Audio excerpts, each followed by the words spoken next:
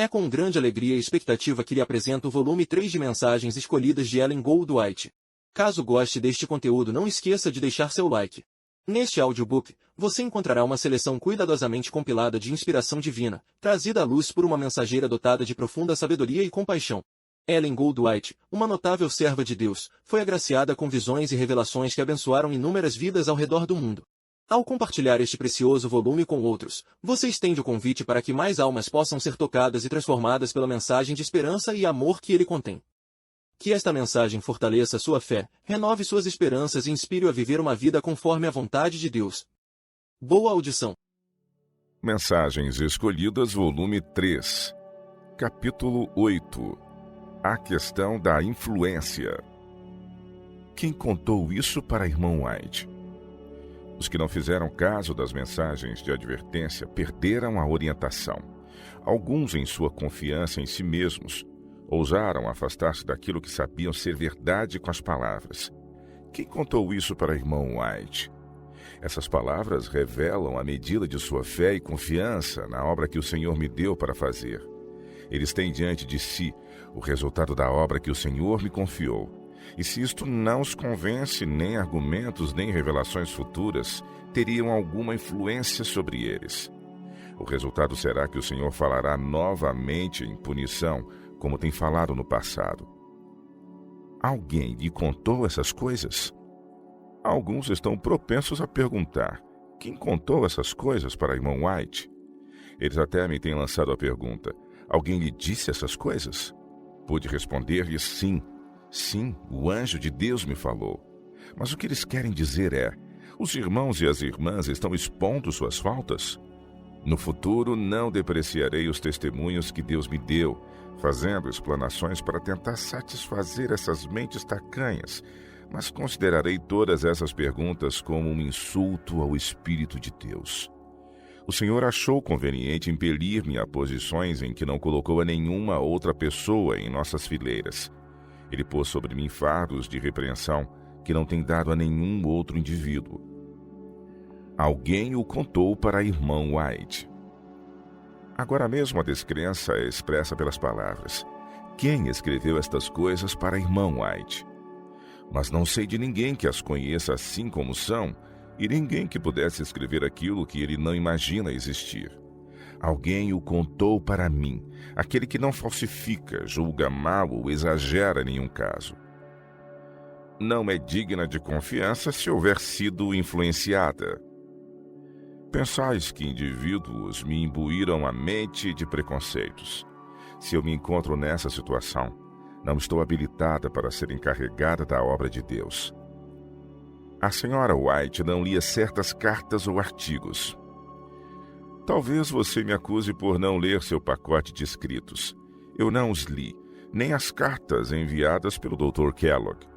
Eu tinha uma mensagem de severa reprimenda para a casa publicadora e sabia que se eu lesse as comunicações que me foram enviadas, mais tarde, quando o testemunho se tornasse conhecido, você e o Dr. Kellogg seriam tentados a dizer: eu lhe dei essa inspiração.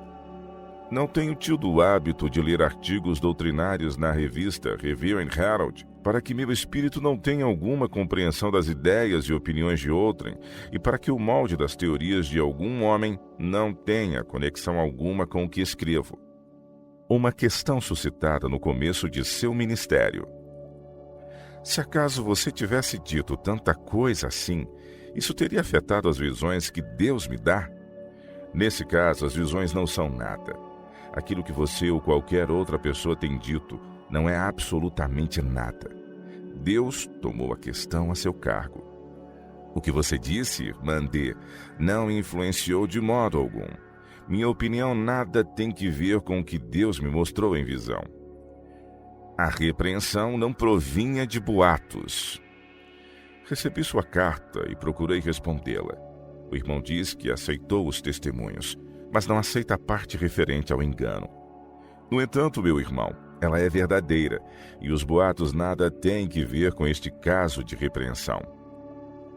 Uma tentativa para guiar a senhora White. O irmão E sugere que o povo se agradaria de que eu falasse menos sobre dever e mais a respeito do amor de Jesus. Mas desejo falar como o Espírito do Senhor me impressionar. O Senhor sabe melhor o que este povo necessita. Falei pela manhã, sábado 17 de outubro, de Isaías 58. De modo algum contornei a realidade dos fatos. Manipulada por alguém poderoso em conselho. Aos que dizem, alguém manipula seus escritos. Reconheço a procedência da acusação. É alguém que é poderoso em conselho, alguém que me apresenta a condição das coisas. Porque às vezes eram feitas indagações. Alguém que me fez uma confissão contou-me que dúvidas e descrença haviam sido acalentadas por eles contra os testemunhos, por causa das palavras que lhes foram ditas pela irmã F. Uma coisa mencionada era que os testemunhos para os indivíduos me haviam sido relatados por outros, e eu os transmiti como se fossem uma mensagem de Deus. Minha irmã sabe que com isso está me fazendo passar por hipócrita e mentirosa. Um caso mencionado pela irmã F foi que ela me contara tudo sobre o caso da família do irmão G, e o que ela soube em seguida era que eu estava relatando as próprias coisas que me contara, como sendo aquilo que o Senhor me havia mostrado. Permite que eu explique o que houve. Frequentemente me são mostradas famílias e indivíduos, e quando tenho oportunidade indago aos que estão familiarizados com elas, como essa família está passando, com a finalidade de determinar se os pastores ou o povo têm algum conhecimento dos males existentes. Este foi o fato no caso relacionado com a família do irmão G. Eu queria ver se o testemunho era confirmado pelos fatos. Mas a informação dada não originou testemunho, embora almas imprevidentes e tentadas possam interpretá-la desse modo. Quem o contou para Paulo e para a irmã White? Quando um testemunho do Senhor é apresentado aos que erram, frequentemente é feita a pergunta: quem o contou para a irmã White? Este deve ter sido o caso nos dias de Paulo, pois alguém deve ter tido o interesse da igreja no coração para apresentar ao apóstolo, o ministro designado por Deus, os perigos dos membros da igreja que ameaçavam sua prosperidade. Há tempo de falar e tempo de estar calado. Naturalmente é preciso fazer alguma coisa, e o ministro designado pelo Senhor não deve ser omisso em sua obra para corrigir esses males. Agora esses males estavam existindo, e Paulo tinha uma obra a ser feita para detê-los. Sabemos que o estado das igrejas fora apresentado a Paulo. Deus lhe deu luz e conhecimento a respeito da ordem que devia ser mantida nas igrejas, dos males que surgiriam e teriam de ser corrigidos e enfrentados com firmeza, conforme a gravidade de seu caráter. O Senhor revelara a Paulo a pureza, a devoção e a piedade que deviam ser mantidos na igreja, e ele sabia que as coisas que surgissem em oposição a isso precisavam ser reprovadas de acordo com a luz que lhe fora dada por Deus. Por que são feitas indagações? Quando questões referentes a uma igreja são apresentadas ao meu espírito, por vezes brilha, por assim dizer, uma luz do céu, revelando pormenores que Deus me apresentou desse caso. E quando o encargo se faz sentir em minha mente, com referência a igrejas, famílias ou indivíduos especiais, frequentemente indago a condição das coisas na igreja, e o assunto é todo escrito antes que eu vá a essa igreja. Quero, porém, que os fatos confirmem os testemunhos, e me preocupo em saber de que modo devo expor a luz que Deus me deu. Se os erros têm manifestamente afetado a igreja, se os exemplos são de molde a desencaminhar a igreja, enfraquecê-la na fé e fortalecer a descrença, então a obra a ser feita não deve restringir-se a famílias em particular ou só a indivíduos, mas vir perante a igreja toda para deter o mal e lançar luz no espírito dos que têm sido iludidos por obras enganosas e interpretações errôneas. Além disso, quando estou diante do povo, incide sobre mim a luz que Deus me deu no passado com referência às faces que se acham diante de mim, e sou impelida a falar pelo Espírito do Senhor.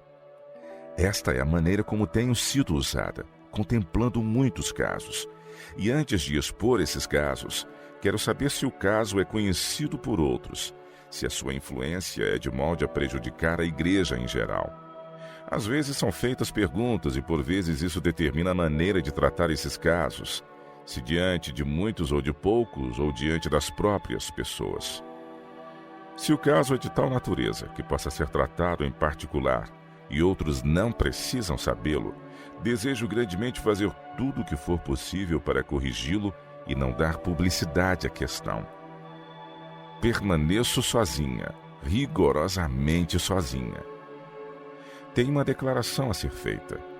Quando o Senhor me apresenta algum assunto em instrução e tem uma mensagem a ser transmitida sobre o referido assunto, procuro, na medida da habilidade que Deus me deu, tornar conhecido o assunto, apresentando o pensamento e a vontade de Deus com tanta clareza como minhas capacidades humanas, guiadas e controladas pelo Espírito Santo, conseguem trazer todo o assunto diante de mim para apresentá-lo a outros.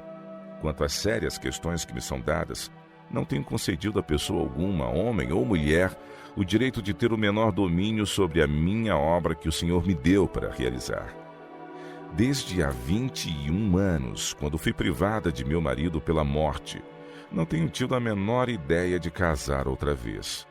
Por quê? Não porque Deus o proibiu, não. Mas permanecer sozinha era o melhor para mim, para que ninguém sofresse comigo ao levar avante a obra que me foi confiada por Deus. E ninguém devia ter o direito de influenciar-me de algum modo com referência à minha responsabilidade, minha obra em dar meu testemunho de animação e repreensão. Meu marido nunca me impediu de fazer isso, embora eu recebesse auxílio e animação dele e frequentemente sua compaixão. Tenho sentido muitíssima falta de sua simpatia, orações e lágrimas. Ninguém pode compreender isto como eu mesma. Mas minha obra tem de ser efetuada. Nenhum poder humano devia causar a menor suposição de que eu seria influenciada na obra que Deus me deu para fazer, em transmitir meu testemunho àqueles aos quais Ele me tem dado repreensão ou animação. Tenho estado sozinha nesta questão, rigorosamente sozinha, com todas as dificuldades e com todas as provações relacionadas com a obra. Só Deus poderia ajudar-me. A última obra que me compete realizar neste mundo logo estará concluída. Preciso expressar-me claramente, de modo que, se possível, não seja mal compreendida. Não tenho uma só pessoa no mundo que introduza alguma mensagem em minha mente ou que me imponha algum dever. Dir-lhe-ei agora, irmão F., quando o Senhor me dá uma incumbência para você ou para qualquer pessoa, recebê-la-ão da maneira e do modo que o Senhor a der para mim.